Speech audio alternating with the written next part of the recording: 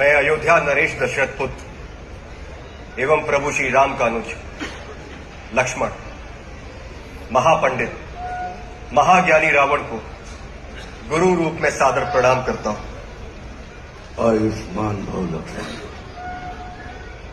कहो, अपने जीवन की इस अंतिम लीला में मैं तुम्हारे किस हित की पूर्ति कर सकता हूं?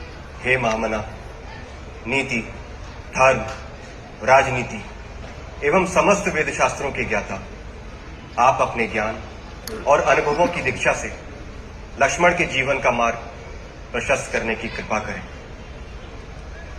मैं देख रहा हूं लक्ष्मण कि तुम एक योग्य शिष्य की पात्रता लेकर उपस्थित हुए। अस्तु, मैं अपने जीवन के कुछ अनुभव तुमसे अवश्य साझा करूंगा। हे सुमित्रा नंदन, अहंकार चाहे सत्ता का हो या सौंदर्य का, शक्ति का हो या भक्ति का, धन का हो या धर्म का, वो बड़े से बड़े विश्व विजेता को नष्ट कर देता है। इसका प्रत्यक्ष उदाहरण ये त्रिलोक विजेता, विद्या विशारद, महापंडित रावण है। अहंकार में तीनों गए, कुल, गौरव और वंश। ना मानो तो देख लो इस रावण का अंत।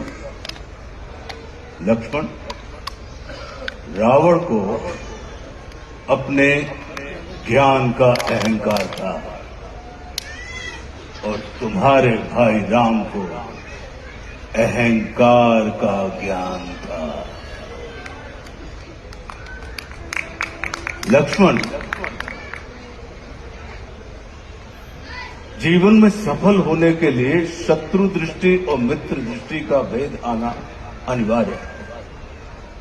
मित्रता भले ही अपने समतुल्य या अपने से निम्न स्तर के व्यक्ति के साथ कर ले, किंतु शत्रुता सदैव अपने से योग्य व्यक्ति के साथ ही ठानना, क्योंकि ये जगत हमारे व्यक्तित्व का आकलन हमारे मित्रों को देखकर नहीं, हमारे शत्रुओं को देखकर लगाता है। जितना बड़ा और गरिमापूर्ण हमारा शत्रु होता है, उतने ही बड़े और गरिमापूर्ण की ख्याति को हम प्राप्त होते हैं। देखो ना, इस जगत ने जो कुछ राम से जुड़कर प्राप्त नहीं किया, उसे रावण ने राम से लड़कर प्राप्त कर लिया। लक्ष्मण, वे हमारे शत्रु ही होते हैं जो हमारे अंदर सुप्त पड़ी हुई ऊर्जा को जागृत करने का कार्य करते हैं। हमारा शत्रु ही होता है जो हमें असुरक्षा से निकालकर सुरक्षा में जाने की प्रेरणा देता है। वो हमारा शत्रु ही होता है जो हमें अपने सीमित वृत्त से निकालकर अपने वृत्त को असीमित करने की प्रेरणा देता है। इसलिए शत्रु तिरस्कार का नहीं, नमस्कार का पात्र होता है। कभी अपने शत्रु को नमस्कार करके देखना, वो तुम्हारा परिष्कार कर देगा। लक्ष्मण, जैसे शरीर को संचालित करने वाला मस्तिष्क आकार में शरीर से बड़ा नहीं होता, गज को संचालित करने वाला अंकुश आकार में गज से बड़ा नहीं होता, वैसे ही व्यवस्था को संचालित करने वाले व्यवस्थापक को कभी भी व्यवस्था से बड़ा नहीं होना चाहिए। ये सारा नीति ज्ञान तुम्हारे भाई श्री राम तुम्हें स्वयं दे सकते थे, किंतु उन्होंने तुम्हें मेरे पास भेजा। जानते हो क्यों? लक्ष्मण, मेरी संस्कृति असुर की है, लेकिन मैं प्रकृति से एक तपस्वी हूं, साधक हूं।